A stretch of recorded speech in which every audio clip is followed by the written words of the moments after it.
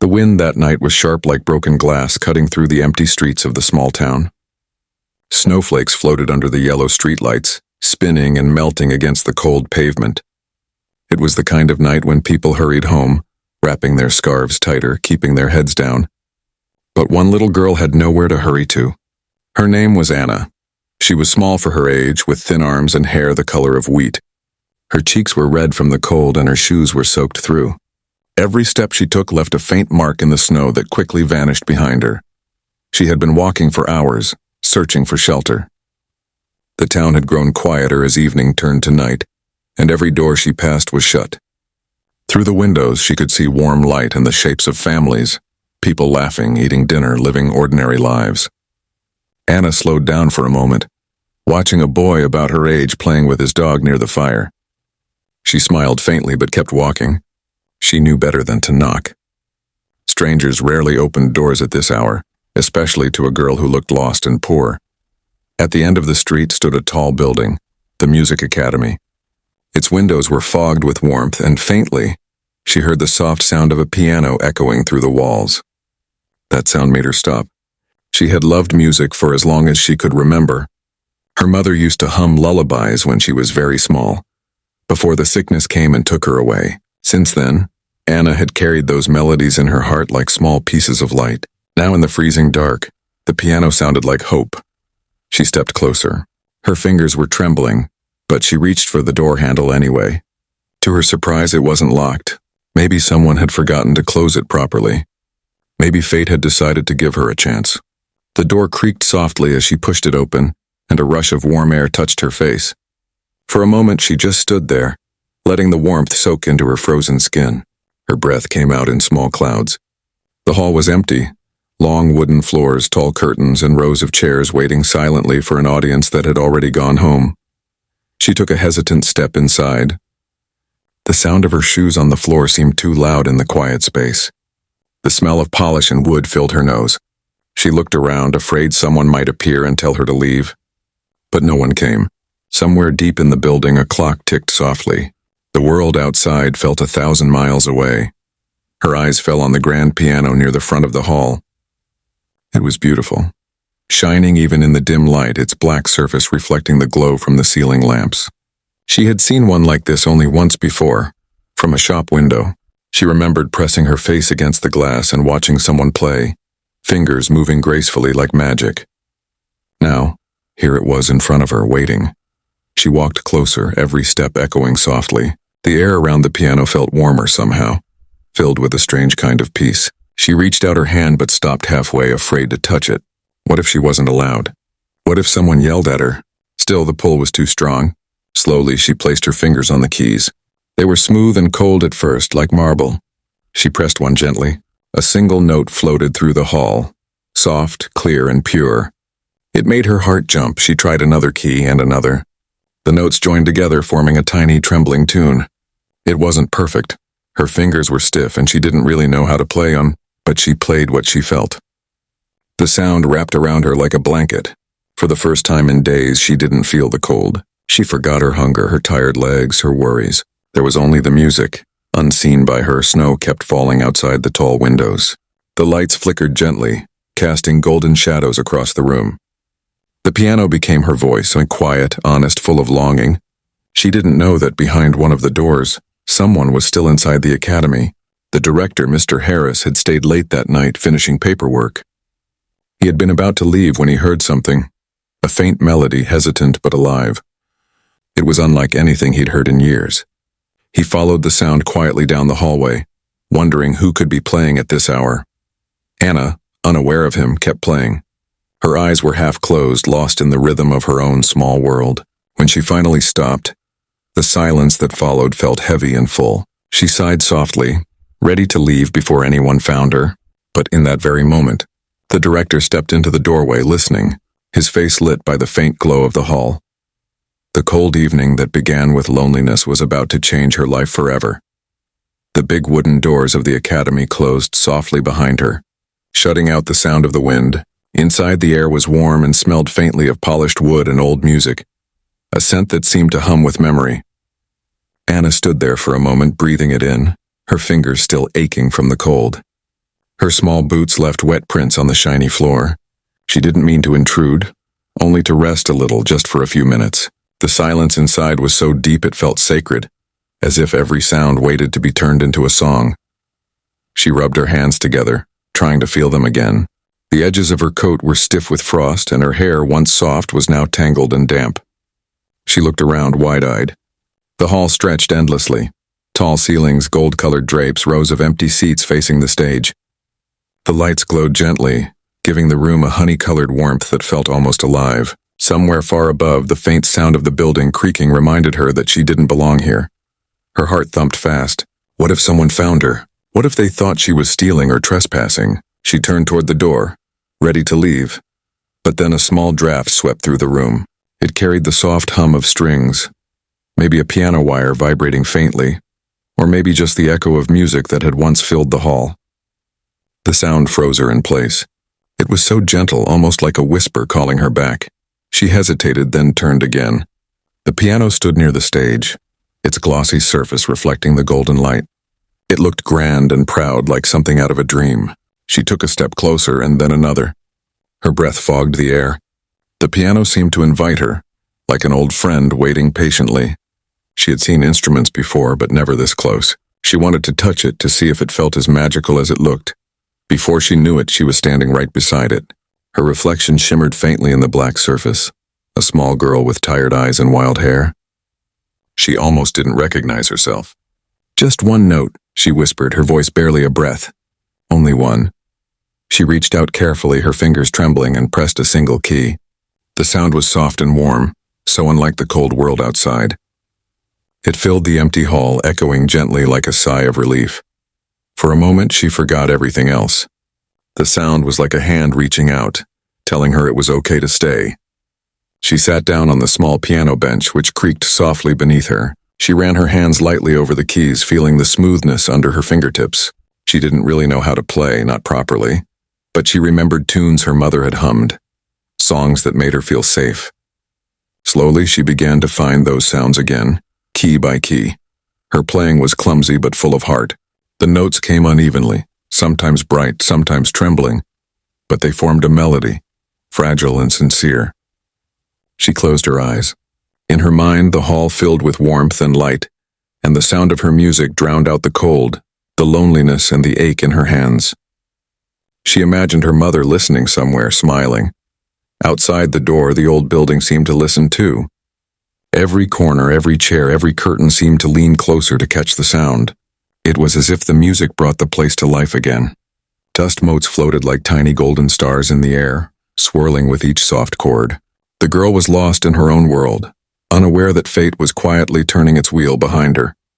Upstairs, a light flickered in an office. Mr. Harris, the academy's director, had just finished his paperwork. He was a serious man used to silence and order, but tonight something tugged at his attention.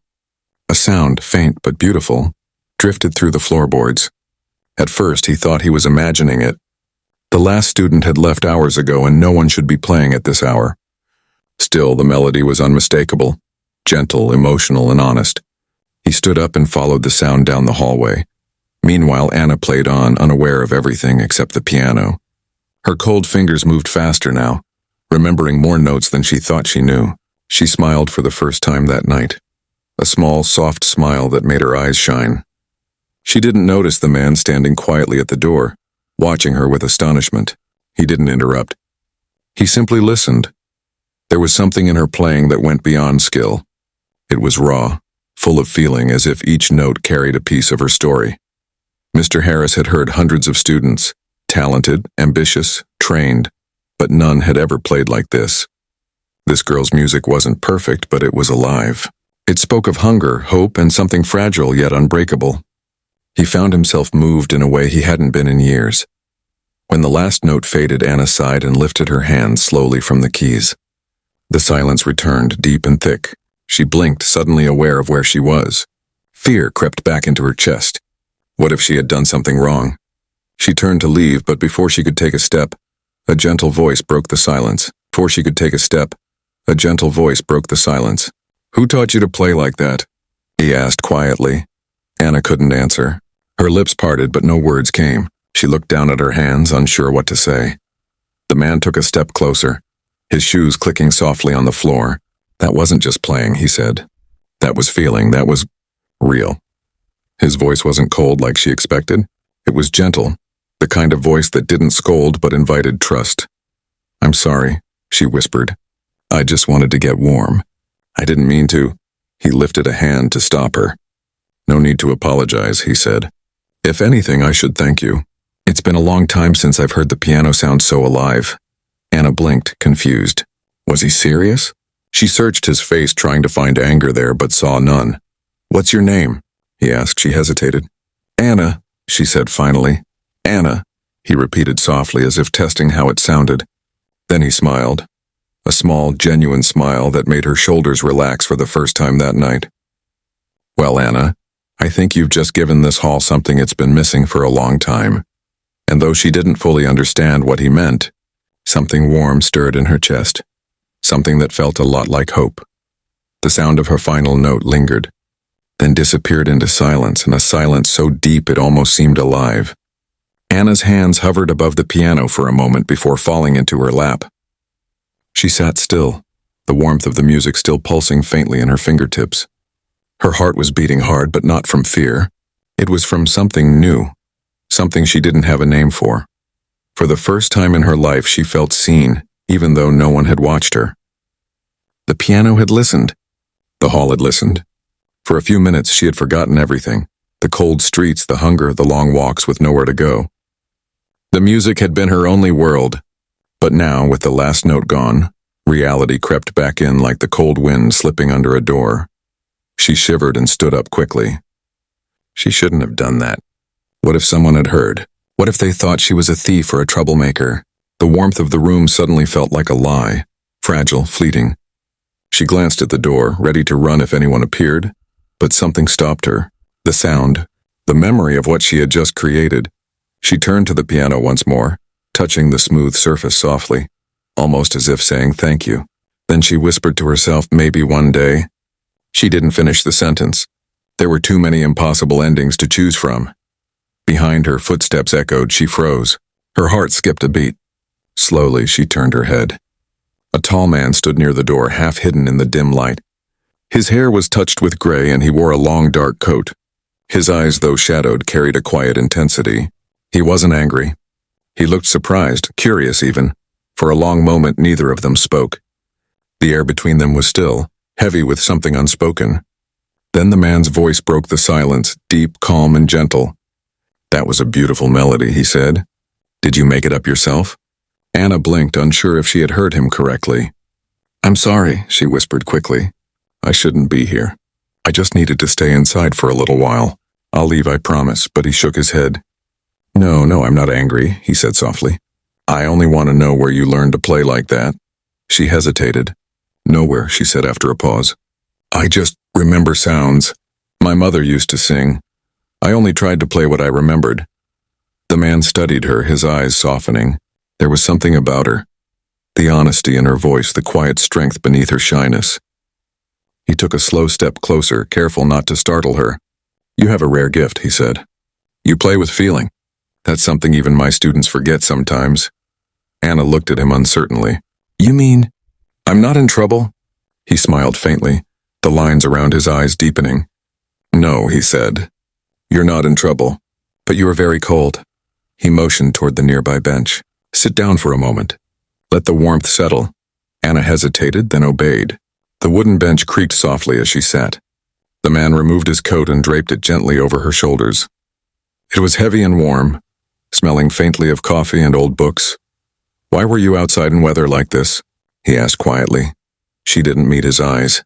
"I had nowhere else to go," she said. "I saw the lights in the window. I thought maybe, just for a little while, I could stay." He nodded slowly, his face thoughtful. The truth in her words stirred something in him, a mix of pity and admiration. He had seen hundreds of students over the years, but none had walked in from the snow, sat at the piano, and played with such emotion. After a moment, he said, "Do you know what this place is?" She nodded slightly. "A music school." "That's right," he said. "I'm the director here. My name is Mr. Harris." Her eyes widened. "The director?" she repeated, her voice barely a whisper. Yes, he said with a small smile. But tonight, just think of me as someone who heard something extraordinary. Anna didn't know how to respond. Extraordinary? That word didn't belong to her world. She was just a lost girl who'd wandered in from the cold. Mr. Harris sat down on the piano bench and motioned for her to join him. Tell me, Anna, he said gently, would you like to play again? Not because you must, but because you can. Her breath caught.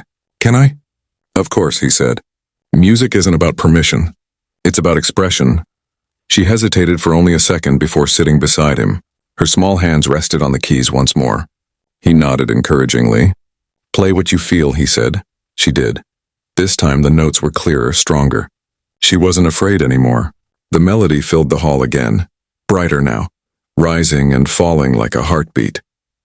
Mr. Harris watched her closely, his eyes full of quiet wonder. Every sound told a story of struggle, of hope, of a child who had learned to survive by holding on to music. When she finished, he said softly, Anna, I think this hall was waiting for someone like you. She turned to him, confused but smiling a little. Waiting for me? Yes, he said.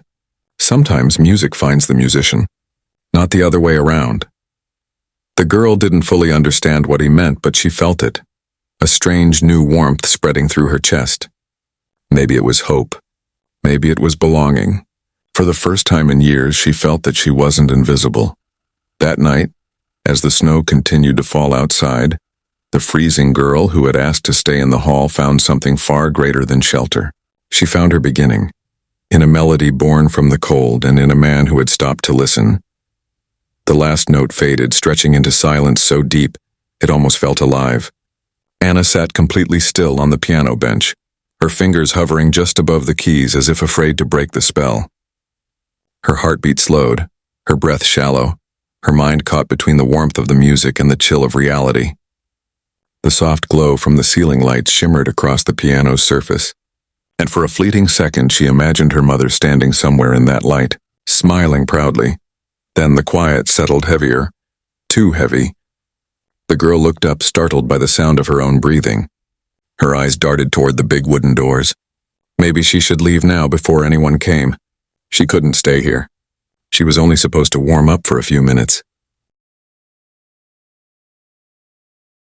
Her small hand reached for the edge of the piano bench to stand up. But before she could move, a voice broke the silence. Who taught you to play like that? The words came from the far end of the hall, calm yet curious. Anna froze, every muscle in her body stiff. Her heart jumped. Slowly, she turned toward the sound. A man stood there, half in shadow, his hands folded loosely in front of him. The yellow light from the wall lamps fell across his face. Kind eyes, lines of age, and an expression that wasn't angry, only surprised. I'm sorry, Anna stammered, her voice small and shaky. I didn't mean to. I was just cold. The door was open. I'll go. The man didn't move. His voice softened even more. You're not in trouble, he said. But I'd still like to know, who taught you to play like that? She swallowed hard, unsure if she should answer. Her hands twisted nervously in her coat. No one, she whispered. I just remembered how the song sounded. My mother used to sing them before she stopped, not finishing the sentence. The man's expression changed, the kind of quiet sadness that comes when someone understands without being told. Ah, he said gently, nodding once. Then, after a long pause, he asked, What's your name? Anna, she said, still standing beside the piano, half expecting him to ask her to leave. Well, Anna, he said with a faint smile, that was one of the most honest pieces of music I've ever heard. She blinked, unsure what to say. It wasn't good, she said shyly. I don't really know how to play.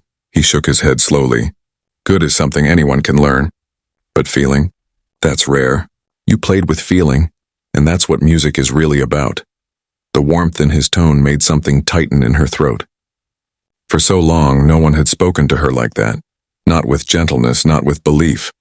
He stepped closer, but not too close, so she wouldn't feel cornered. Do you know what this place is? He asked. She nodded. A music school. That's right, he said. And I'm the director. Her eyes widened. The director? He chuckled softly at her expression. Yes, though tonight I suppose I'm just a man who happened to walk in at the right moment. He looked toward the piano, then back at her. I heard something special, Anna. Something I don't often hear in this hall anymore. She lowered her gaze, unsure how to respond. Her cheeks burned slightly, not from shame, but from disbelief. Disbelief. Would you play again for me? He asked gently. Her eyes shot up in surprise. For you? Yes, he said. If you're not too cold, Anna hesitated. A part of her wanted to run. She wasn't used to people asking her to stay. But another part, the part that had felt alive while playing, wanted to sit down again. She nodded slowly and returned to the bench. Her fingers hovered over the keys, trembling slightly. Don't think, the man said quietly. Just play what you feel. She took a breath and began. This time the melody was slower, softer.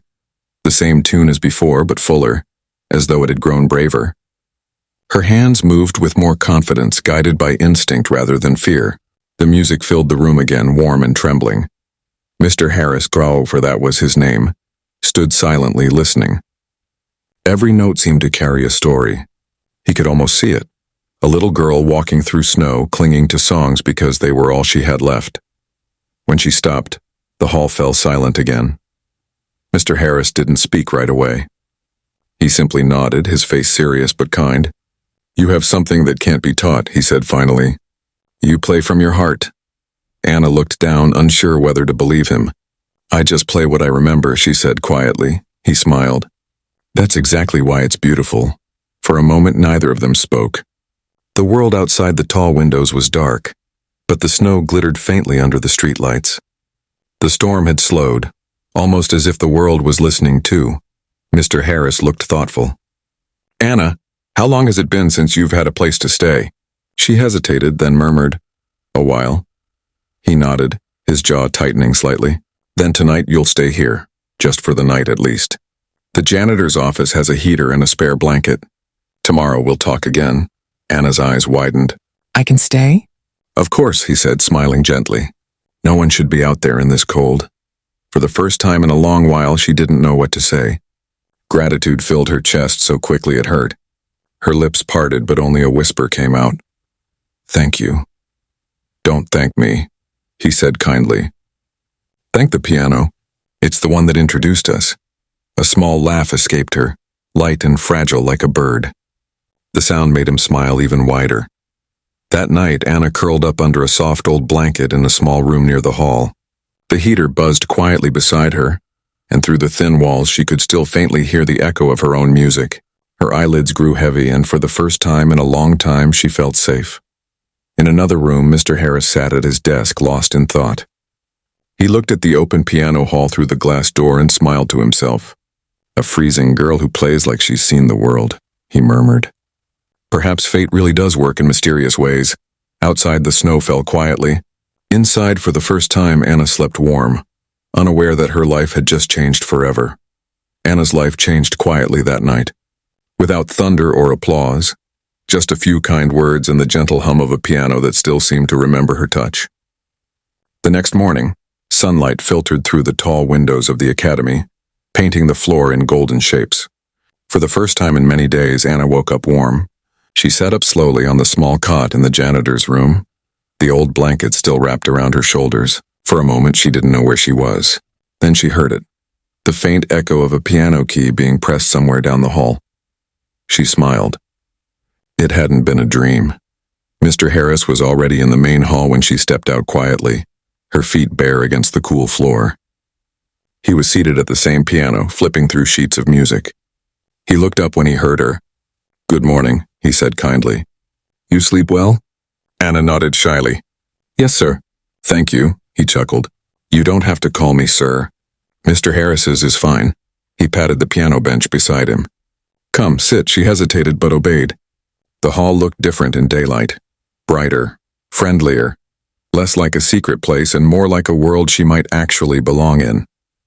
Dust floated in the sunlight like tiny stars dancing in slow motion. Do you know, Mr. Harris said as he looked at her, when I first built this program, I wanted students who could play with soul, not just perfect technique. Anyone can learn that, but soul. Most of them lose it as they chase perfection. But you, he paused, his eyes softening. You reminded me what music really means. Anna didn't know what to say. Compliments were foreign to her, like gifts she didn't know how to unwrap. I didn't do anything, she said quietly. I just played what I felt, he smiled. Exactly. He stood, stretching a little, then walked toward his desk by the wall. The world has many pianists, Anna, but very few storytellers. You don't just play notes, you tell something real. She looked down at her small hands, still a little pink from the cold. Do you really think I could learn? She asked softly. I don't think, he said. I know. That sentence hit her like sunlight after a long night. For years, no one had believed in her. Not because she wasn't capable, but because no one had ever looked close enough to see her. Mr. Harris went on, You see, talent is like fire. It can warm or destroy depending on who holds it. You've kept your spark alive through the hardest storms, and that's something special. How about we make sure it never goes out again? Anna blinked, unsure if he meant what she thought he did. You mean, I can stay? He nodded. If you want to learn, yes. You can stay here. We'll find a way. Her heart leapt. She couldn't help it. Her eyes filled with tears. But I don't have money, she whispered. Or books. Or anything. Mr. Harris smiled gently. You have music. That's enough to start. She covered her mouth with her small hands, trying to hide the trembling smile that was spreading across her face. For a moment she couldn't speak. All she could do was nod, over and over as tears rolled down her cheeks. Come, he said softly, handing her a small cloth to wipe her face. Let's make a deal. You play for me every morning, and in return I'll teach you everything I know. Her laughter slipped out before she could stop it. A bright, startled sound. The first true laugh she'd made in months. Really? Really, he said. But first, breakfast. He led her to the small kitchen at the back of the academy where an old kettle sat on the stove. The smell of toast and tea soon filled the air. Anna sat at the table, watching the steam curl upward, feeling something she hadn't felt in a long time, safety. As they ate, Mr. Harris asked her about her mother, her favorite songs, and how long she'd been wandering. She answered in fragments, her words small but sincere. He listened without interrupting, nodding quietly. When she mentioned how her mother used to sing while brushing her hair, his eyes softened. After breakfast, they returned to the hall. Mr. Harris sat beside her again. Now, he said, let's see how much your fingers can remember. Anna placed her hands on the keys, hesitating. I'm scared I'll do it wrong, she admitted. He smiled. There's no wrong in music when it comes from the heart. Just listen to yourself. She took a breath and began to play. The first few notes were shaky, but soon the melody flowed again, gentler this time, more hopeful. Sunlight caught in her hair as she leaned closer to the piano, her fingers moving gracefully across the keys. Mr. Harris closed his eyes, listening. Her music filled the space, wrapping the room in warmth. It wasn't perfect, it was better than perfect. It was real. When she finished, he opened his eyes slowly. Yes, he said, smiling. You belong here. Anna looked at him, her face glowing with disbelief and joy. I do, he nodded. And someday others will hear you play, and they'll say the same thing I did last night. Who taught her to play like that? And the answer will be simple. Life did. Anna didn't fully understand those words yet, but she felt their truth in her chest. The hall, once empty and cold, now felt alive, not just because of her music, but because of what it meant. She wasn't the freezing girl outside anymore. She was someone who had been seen, chosen, and given a chance. Outside, the snow began to melt under the morning sun. Inside, the piano keys glimmered softly, waiting. Ready, like a promise that this was only the beginning. Days turned into weeks, and the girl who had once walked into the academy shivering in the snow was no longer the same. Every morning, the hall filled with her music, soft at first, then stronger, bolder, more alive with each passing day. Anna practiced from sunrise until the sky turned orange again, her small hands growing more confident on the piano keys that once seemed too grand for her touch. Mr. Harris kept his promise. He taught her everything, not just about notes and rhythm, but about listening, about feeling. He showed her that music wasn't just about sound. It was about telling truth through tone, about letting emotion become melody. Technique can be learned, he would say, standing by her shoulder, but heart, that can only be lived. Sometimes she played softly, letting the piano whisper like the wind she used to walk through. Other times her music filled the room with bright, powerful energy. The kind that made everyone who passed by stop and listen.